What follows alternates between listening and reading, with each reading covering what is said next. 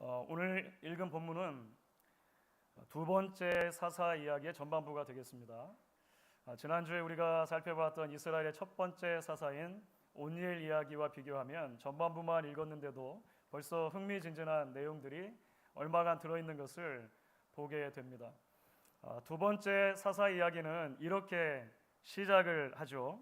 이스라엘 자손이 또 여호와의 목전에 악을 행하니라. 또라고 하는 단어가 중요할 것입니다. 또, 그렇죠. 하나님께서 온니엘이라고 하는 사사를 보내주셔서 이스라엘을 구원해 주시고 40년 동안이나 평안을 그들에게 허락해 주셨습니다. 그런데 그들이 사사 온니엘이 죽고 나서 또 하나님을 잊어버리게 됐다는 것입니다. 또 바알과 아세라를 섬기고 악을 행했다라고 하는 것이죠. 이번에 하나님께서는 모압이라고 하는 나라를 사용해서 이스라엘을 징계하십니다. 모압은 요단강 동편에, 그러니까 건너편 쪽에 있는 나라입니다. 암몬이라고 하는 나라와 함께 오랫동안 이스라엘과 대적 관계에 있었던 그런 나라라고 생각하시면 될 것 같습니다. 이제 펼쳐져가는 이야기에서 아주 자연스럽게 중요한 두 등장인물이 나타나게 되죠. 첫 번째 등장인물은 이 모압의 왕이었던 에글론이라고 하는 왕입니다. 이 에글론이 말씀드렸던 암몬이라고 하는 나라, 그리고 또 오랜 역사 속에서 이스라엘과 적대 관계에 있었던 아말렉이라고 하는 국가, 이런 국가들과 연합군을 형성하고서 요단강을 건너 가나안 땅에 쳐들어오는 거예요. 그렇게 가나안 땅을 쳐들어오고 나서 종려나무 성읍을 점령했다. 오늘 13절을 보면 그렇게 되어 있죠. 구약 성경에서 종려나무 성읍이라고 되면 여리고를 말하는 거예요. 여리고성을 말하는 것입니다. 그러니까 이스라엘 백성들이 여호수아 때 가나안에 처음 들어와서 정복했던 그 성이 여리고잖아요. 그만큼 전략적으로 중요한 성읍이라고 할 수 있는데 모압 왕 에글론이 가나안을 쳐들어오자마자 이 여리고를 점령해 버린 것입니다. 그리고 그 여리고에 자신의 궁전을 지은 것 같아요. 그리고 그 여리고를 베이스 캠프 삼아서 가나안 땅에 대한 자신의 힘을 계속해서 과시하고 압제를 하기 시작했다는 것입니다. 그렇게 해서 이스라엘 백성들은 여리고에 있는 모압 왕 에글론에게 공물을 바치면서 어려운 시기를 살아가게 되죠. 그렇게 해서 18해가 지나갔다는 것입니다. 이제 바로 이 대목에서 또 다른 주요 인물이 등장하는 거예요.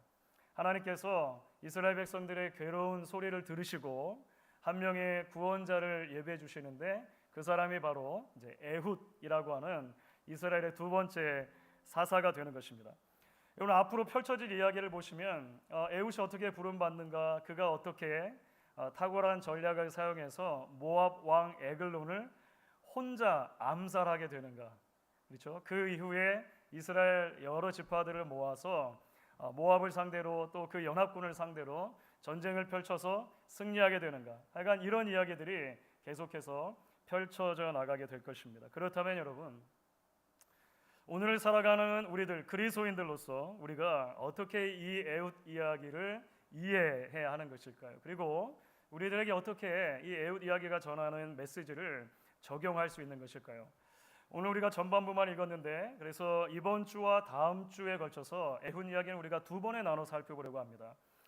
그 두 번에 나누는 말씀을 통해서 드렸던 질문들에 대한 답을 조금씩 찾아갈 수 있으면 좋겠습니다. 무엇보다 먼저 오늘 우리가 함께 이 에훗 이야기를 통해서 주목해 보려고 하는 주제가 있습니다. 그 주제는 뭐냐면 하나님이 이루시는 구원의 의외성이라고 하는 주제입니다. 그러니까 에훗 이야기를 통해 보여주는 하나님 구원의 의외성이라고 하는 주제를 우리가 조금 더 주목해 보면 좋겠다라고 하는 것이죠. 어쩌면 조금은 덜 강조되어지는 이야기일 수도 있고 덜 흥미진진한 내용일 수도 있지만 사실 굉장히 중요한 주제라고 말할 수 있습니다. 자, 여러분 오늘 15절 말씀을 여러 같이 읽을 텐데요. 15절 전반부를 보면 에훗의 등장을 이렇게 소개합니다. 여러분 같이 한번 15절 전반부 읽어주시면 좋겠습니다. 이스라엘 자손이 여호와께 부르짖음에 여호와께서 그들을 위하여 한 구원자를 세우셨으니 그는 곧 베냐민 사람 게라의 아들 왼손잡이 에훗이라. 여기까지 읽겠습니다. 여러분, 우리에게는 얼른 와닿지 않는데요, 사실 이스라엘의 두 번째 구원자 사사가 등장하는 이 장면을 후대 이스라엘 백성들이 읽는다면 누구나 깜짝 놀랐을 것입니다. 왜냐하면 하나님이 세우시는 구원자가 너무 의외의 인물이기 때문에 그런 거예요. 가장 먼저 이 에훗이 베냐민 지파 게라의 아들이라고 이렇게 소개됩니다. 베냐민 지파. 여러분 혹시 기억하십니까? 이스라엘의 첫 번째 사사였던 온니엘이 어느 지파였죠? 잊어버리셔도 괜찮습니다. 바로 지난주이지만 여러분, 유다 지파죠. 유다 지파.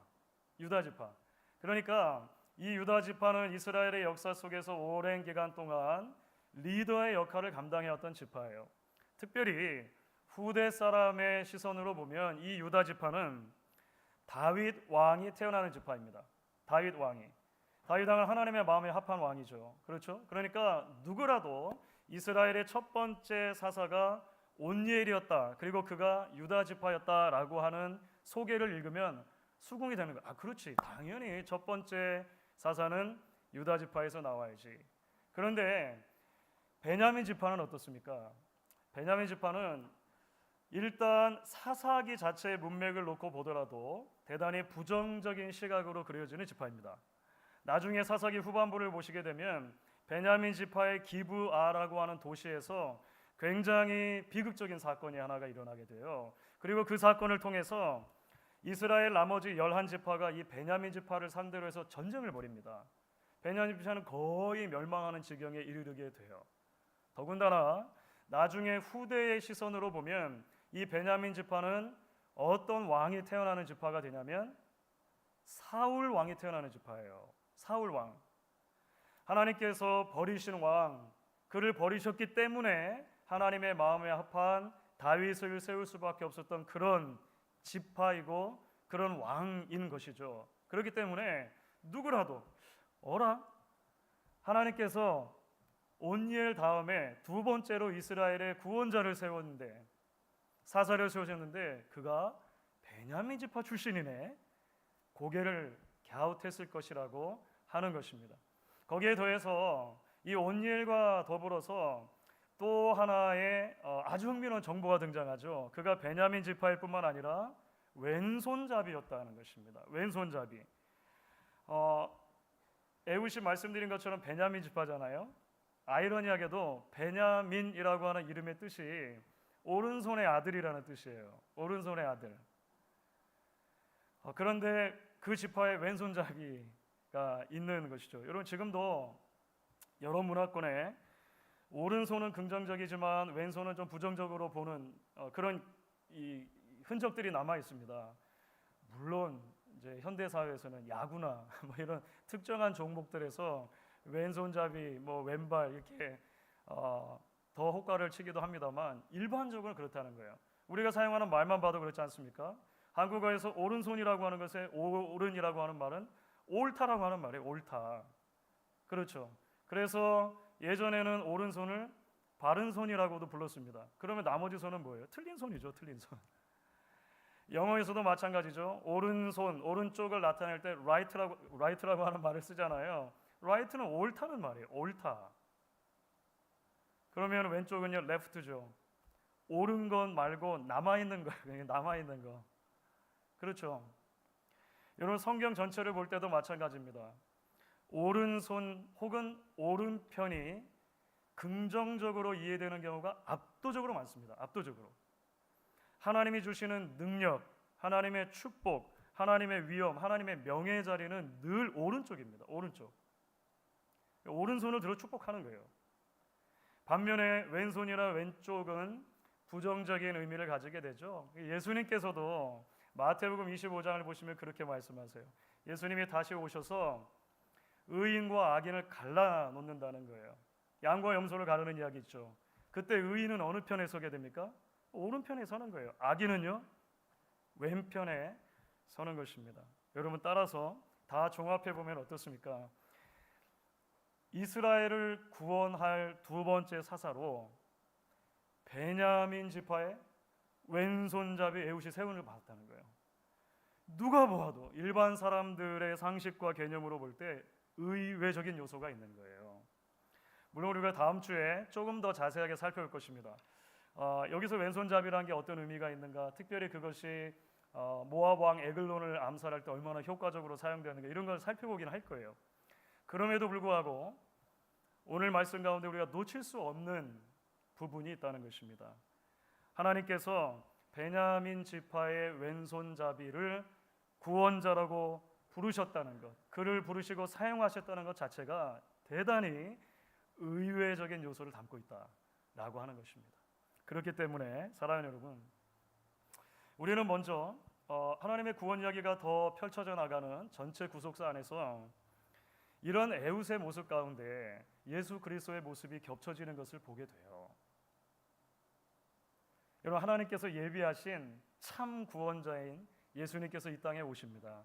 그런데 예수님이 이 땅에 오시는 모습은요, 너무나도 의외적인 모습으로 오시는 거예요. 예수님이 오신 것은 왕궁이 아니었습니다. 짐승들이 밥을 먹는 구유에 오시는 거예요.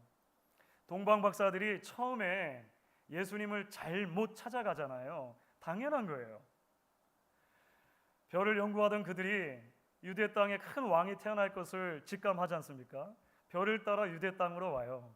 그들이 먼저 찾아간 곳은 당연히, 너무나 당연히 왕궁이 있는 예루살렘이에요. 그 예루살렘에는 왕궁을 찾아가는 거예요. 그런데 예수님 거기 계시지 않죠.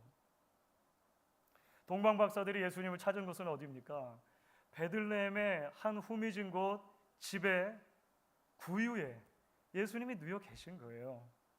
일반적인 상식과 개념에 도저히 맞지 않는 예수님의 탄생이신 것이죠. 왕이신 주님, 메시아이신 주님의 삶은 어떻습니까? 그의 고난받으심은 어떻습니까? 그의 십자가는 어떻습니까?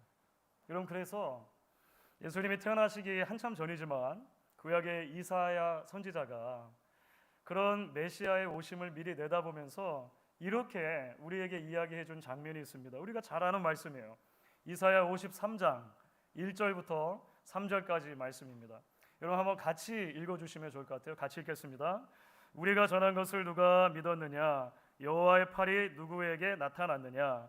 그는 주 앞에서 자라나기를 연한 순 같고 마른 땅에서 나온 뿌리 같아서 고운 모양도 없고 풍채도 없은즉 우리가 보기에 흠모할 만한 아름다운 것이 없도다. 그는 멸시를 받아 사람들에게 버림받았으며 간고를 많이 겪었으며 질고를 아는 자라. 마치 사람들이 그에게서 얼굴을 가리는 것 같이 멸시를 당하였고 우리도 그를 귀히 여기지 아니하였도다. 여러분, 깜짝 놀랄 만한 메시아의 모습인 거예요.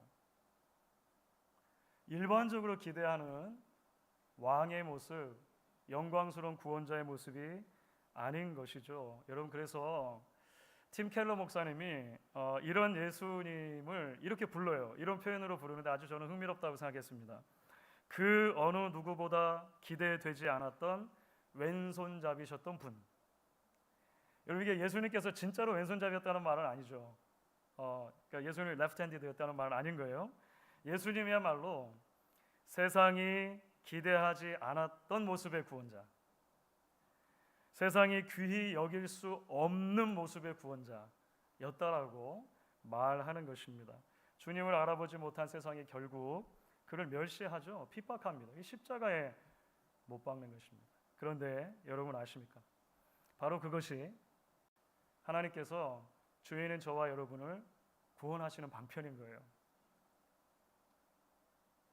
그 십자가의 자리가 미련하고 어리석고 끊임없이 또 하나님 앞에 범죄할 수밖에 없는 저와 여러분을 구원하시는 하나님의 사랑의 자리라고 하는 것입니다. 세상의 기준으로 볼 때 볼품없고 내세울 것 없고 자랑할 것 없는 이들조차도 하나님의 자녀로 가족으로 부르시는 은혜의 자리라고 하는 것입니다.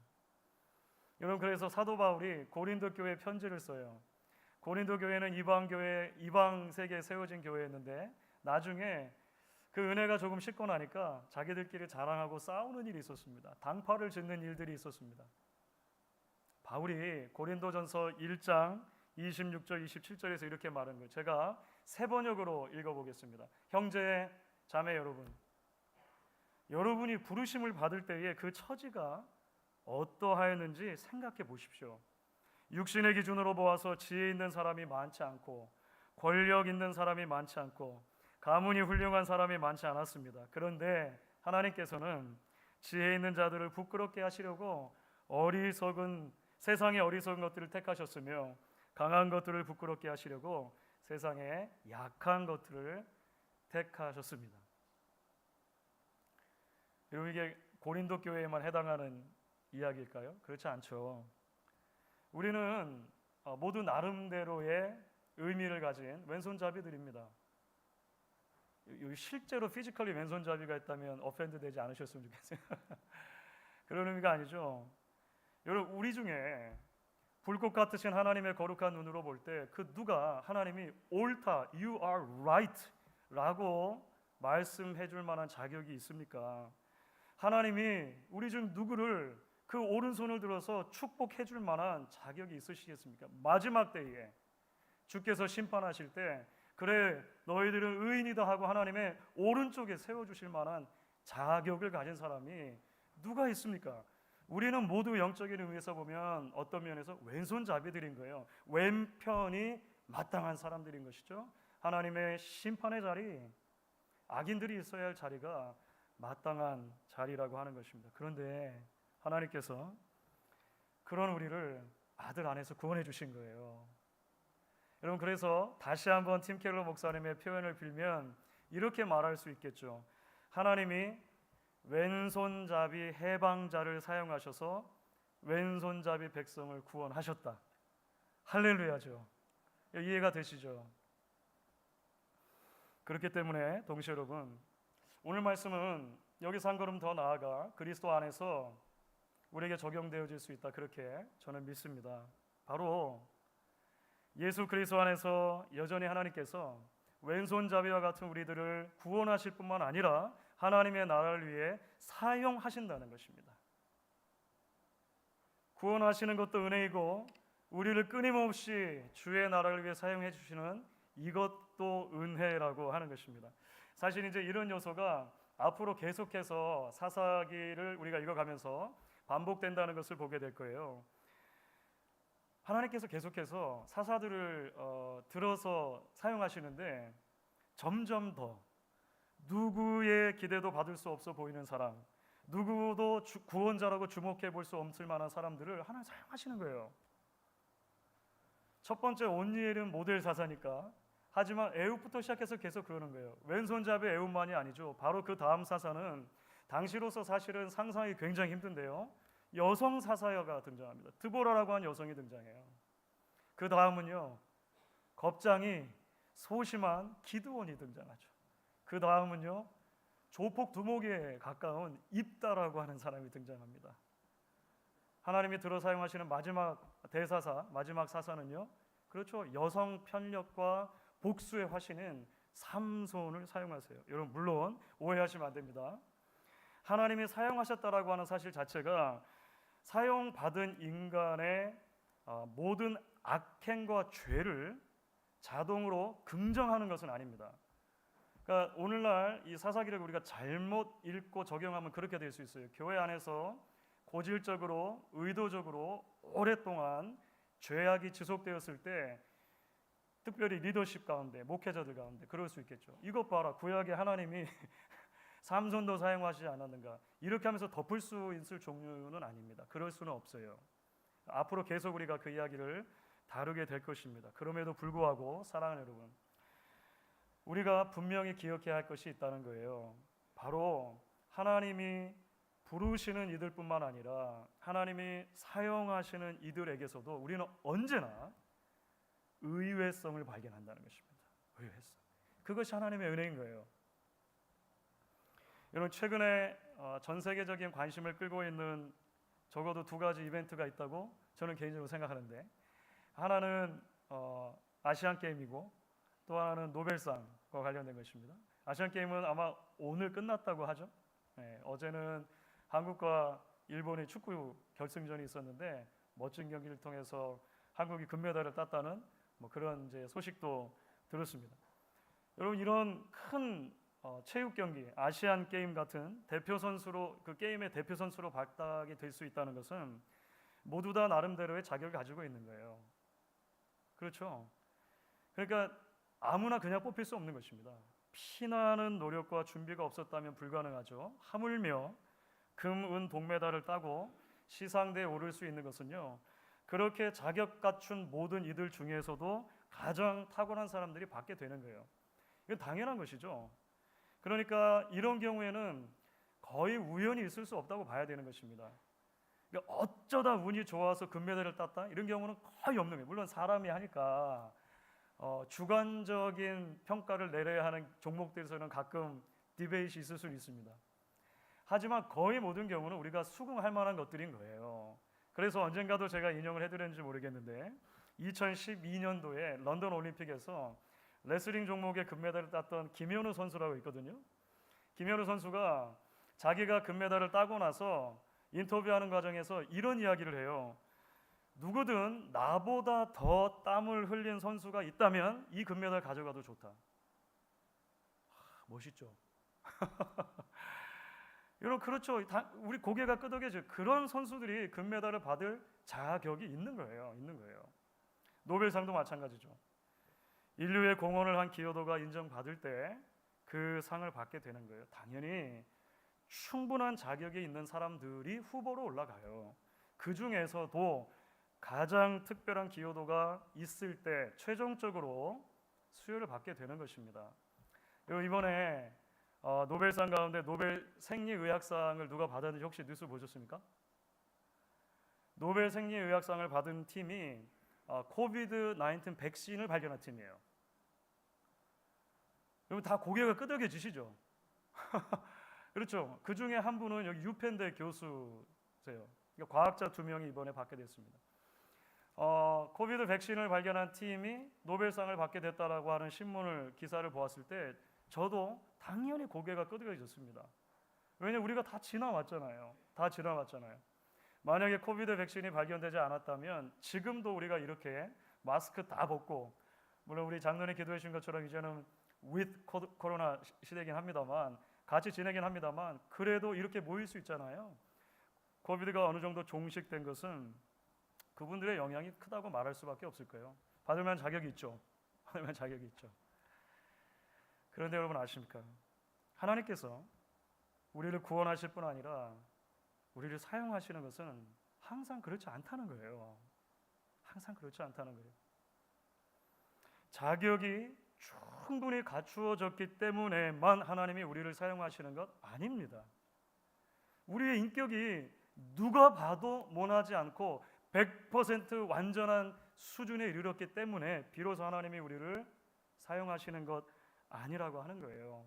여전히 흠결이 있고 여전히 약함이 있고 여전히 문제가 많을 수가 있지만 여전히 어떤 면에서 우리는 왼손잡이들이지만 하나님께서는 왼손잡이인 저와 여러분을 구원하실 뿐 아니라 들어서 사용하시는 것입니다. 목사이고 선생이다 보니까 종종 여러 종류의 추천서를 작성하게 돼요. 장학금 추천부터 해가지고 학교 추천, 직장이나 교회 추천, 선교지 추천, 하여간 다양한 추천서를 굉장히 많이 써본 것 같습니다. 그런데 대부분 추천서를 보면 그 지원자 있잖아요. 추천 받는 이에 장점과 약점을 쓰라고 돼 있어요. 그 미국 추천서는 거의 100% 그렇습니다. strength, weakness를 같이 쓰라는 거예요. 제 개인적인 성격으로 볼 때 가장 어려운 부분이 약점 적는 거예요. 아니 그분만 생각하면 다 장점만 생각나는데 어떻게 약점을 정리한 말이에요. 공적인 자리. 그래도 이게 객관적인 추천서니까 최대한 객관적으로 하여간 최대한 공정하게 해가지고 한두 개라도 어떻게 적어보려고 노력을 합니다. 약점을 어쨌든 적게 되는 거예요. 그런데 여러분 아십니까? 지금까지 한 번도 약점들을 솔직히 적었다고 해가지고 추천받은 이들이 학교나 직장에서 장학금에서 떨어졌다는 얘기를 들어본 적은 없습니다. 아주 감사하게 그런 것 같아요. 떨어졌다는 얘기를 들어본 적은 없어요. 떨어졌다면 다른 이유겠죠. 여러분 왜 그럴까요? 여러분 대부분의 경우에 있어서 약점을 물어보는 이유가 있는 거예요. 거기에 그렇게 난이 있는 이유는 이게 정말로 심각한 습관이나 하자가 아주 중요한 범죄적인 그 흠결이 아니라면 성장할 수 있고 성장해야만 하는 자연스러운 인생의 부분으로 생각하기 때문에 그런 것입니다. 그러니까 대부분의 경우에는 그런 직장, 그런 학교가 이런 부분을 더 보완할 수 있다라고 믿는 자신감이 그 추천서들에 담겨 있는 게 사실은요. 사랑하는 여러분, 하나님께서 왼손잡이와 같은 우리들을 구원하실 뿐 아니라 당신의 교회와 이 시대를 섬기는 일에 사용하실 때도 마찬가지입니다. 연약한 우리를 하나님이 계속해서 부르시고 사용하기를 기뻐하시는 것은 결국 그것이 우리 믿음의 본질과 맞닿아 있기 때문에 그렇습니다. 우리의 믿음은 결국 거룩을 향해 가는 오랜 순종의 과정인 것입니다. 그 여정을 통해 하나님께서 우리의 약함을 보면 볼수록 더욱더 겸손해지기를 원하시는 것입니다. 매일매일 하나님과 동행함으로 참 포도나무 되신 예수님께 붙어 있으므로 하나님이 기뻐하시는 열매를 풍성히 맺기를 원하시는 것입니다. 왼손잡이인 우리를 구원하시고 사용하시는 은혜와 사랑에 감사하며 그리스도의 장성한 분량까지 자라가기를 멈추지 말라고 부르시는 것입니다. 우리의 시선을 우리의 약함이 아니라 우리의 약함을 통해 이루시는 하나님의 강함에 맞추어 두고 그 강함을 경험할 뿐 아니라 나누는 자리로 저와 여러분을 부르시는 것입니다. 그렇게 믿으십니까? 오늘 애운 이야기를 통해 주시는 이 복음 메시지를 붙들고 다시 한번 우리 부름 받으신 것과 우리가 택함 받으신 것을 확신하고 또 굳게 할 수 있는 저와 여러분 되실 수 있기를 주의 이름으로 축원하겠습니다.